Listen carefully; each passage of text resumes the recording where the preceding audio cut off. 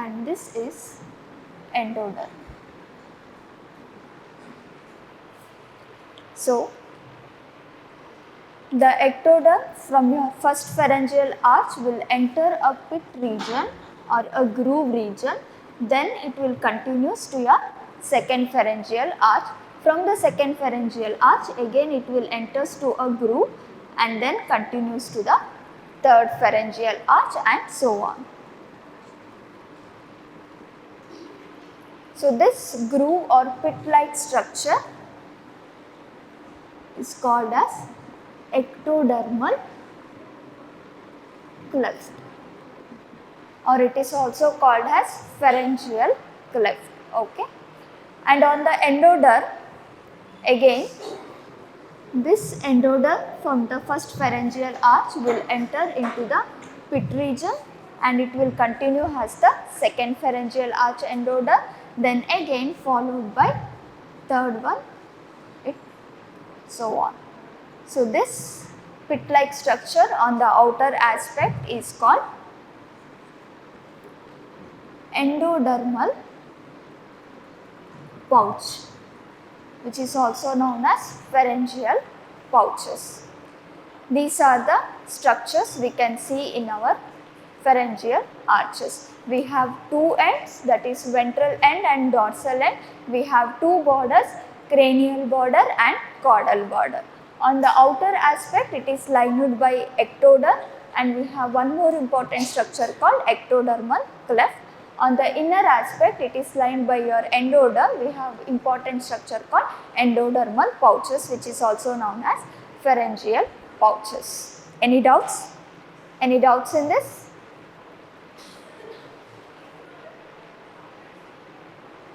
Yeah, in the outer aspect it is lined by ectoderm. Ectodermal cleft, CLEFT, which is also known as pharyngeal cleft. Okay, is it clear for everyone? Then I said the core part of the pharyngeal arch is formed by the mesoderm. Let me say this is the core part. Okay, this core part is made from mesoderm.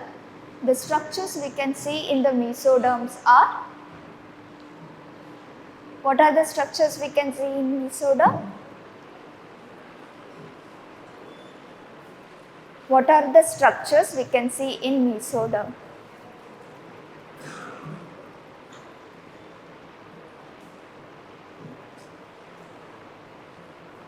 Skeletal part,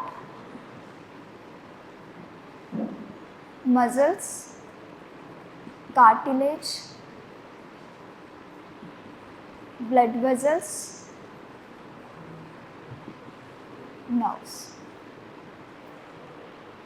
The core part of pharyngeal arch is formed by your mesoderm, and the mesoderm have skeletal part, muscle, cartilages, blood vessels and also nerves.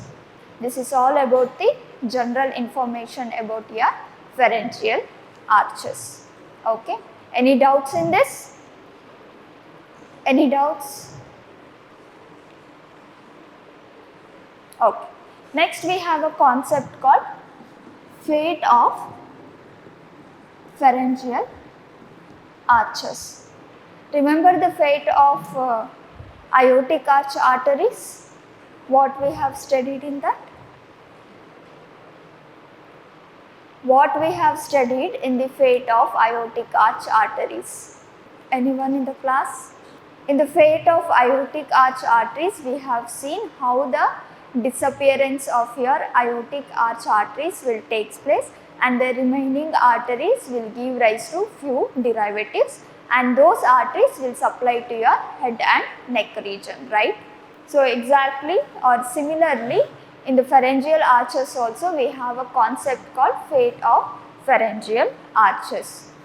So, the first pharyngeal arch, second pharyngeal arch and third pharyngeal arch is involved in the development of your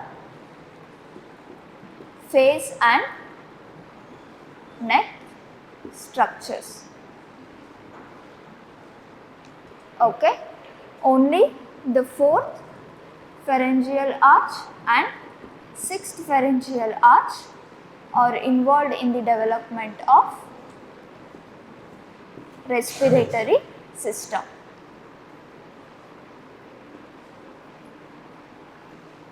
Derivatives from your fourth and sixth pharyngeal arch will give rise to few structures in the respiratory system. That's all about the pharyngeal arches and its derivatives. So, any doubts in this? First we started with pharyngeal apparatus, which is also known as brachial apparatus. The development of pharyngeal apparatus takes place from 5th to 6th week in the intrauterine life, and it forms the floor of the pharynx.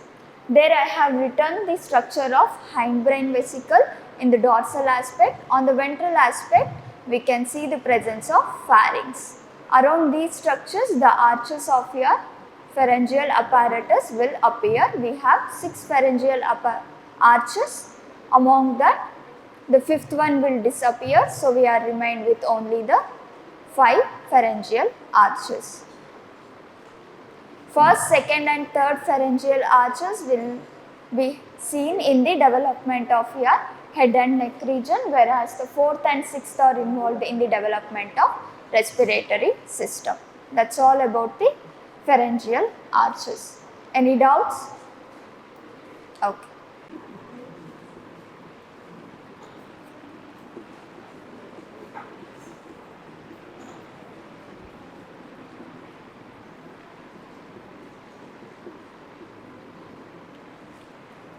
So, remember this structure.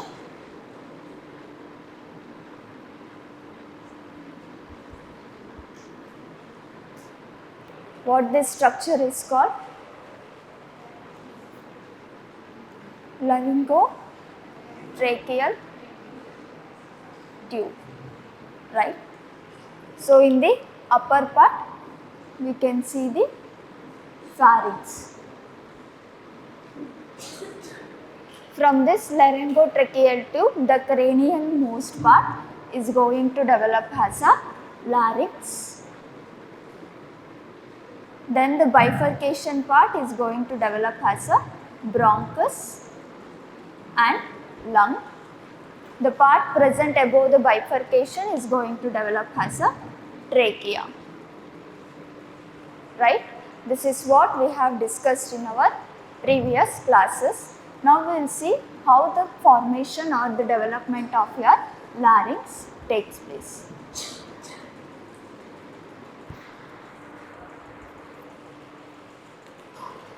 From the cranial most part of the laryngotracheal tube, your larynx will develop. Your larynx have epithelium, cartilage, blood vessel and nerves. So, the epithelium of the larynx is derived from the endoderm. Okay. The cartilage of the larynx is derived from the 4th and 6th pharyngeal arches. Okay, as I already mentioned, first, second and third pharyngeal arches is going to help in the development of your face and neck region.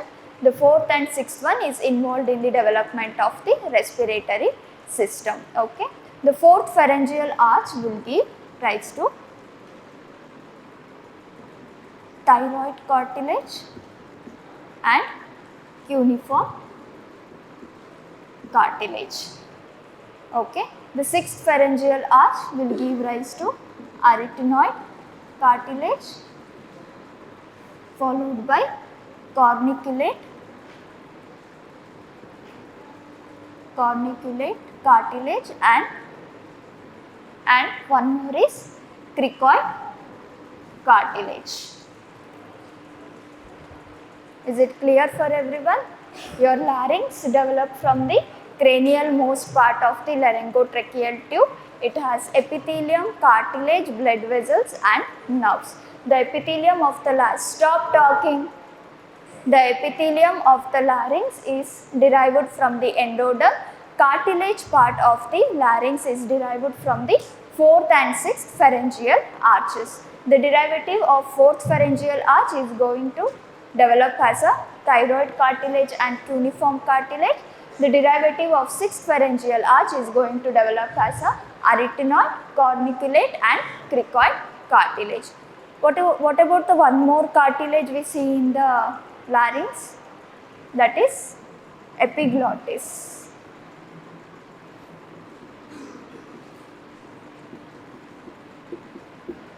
It is derived from which part?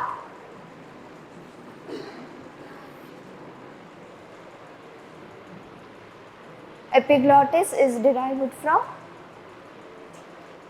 we have already, this is like third session for the development of respiratory system. We have already discussed about this. Find out from which derivative or from which part your epiglottis is going to develop. Okay. What about the blood supply of your larynx? Larynx is supplied by which arteries? Larynx is supplied by which artery? It is supplied by superior and inferior laryngeal arteries. Then we have nerve supply. Your larynx is supplied by vagus nerve. We have two nerves here. One is superior laryngeal nerve and another one is recurrent laryngeal nerve. The derivatives of your 4th pharyngeal arch is supplied by the superior laryngeal nerve and the derivatives of your 6th pharyngeal arch is supplied by recurrent laryngeal nerve. This is all about the development of your larynx. Any doubts? The next structure is trachea.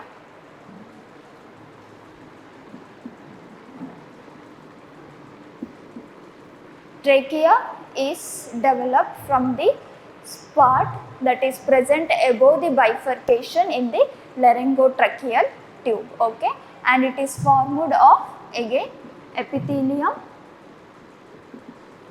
cartilage and muscles, blood supply or blood vessels and nerves. In trachea also the epithelium is derived from endoderm. Cartilage and muscle part of the trachea is derived from the splanchnopleuric mesoderm. We have already discussed the development or how the splanchnopleuric and somatopleuric mesoderm will take place along with the intraembryonic and extraembryonic coelom. Okay. So remember, the cartilage and muscles present in your trachea is derived from the splanchnopleuric mesoderm. What about the blood supply? What about the blood supply of trachea? Which arteries or which blood vessels will supply to your trachea? And what about the nerve supply? Again here also it is supplied by vagus nerve, particularly the recurrent laryngeal nerve. This is all about the development of your trachea and larynx. About the bifurcation, how the bronchus and that means your alveolar ducts, alveoli, surfactant, all these parts, how the development takes place, we have already discussed in our previous class. Okay. So, whoever missed the first session of development of respiratory system, we have discussed about the pharyngeal arches and development of the larynx and trachea and also the structures that forms your larynx and trachea. So, any doubts? Any doubts in the respiratory system? Okay.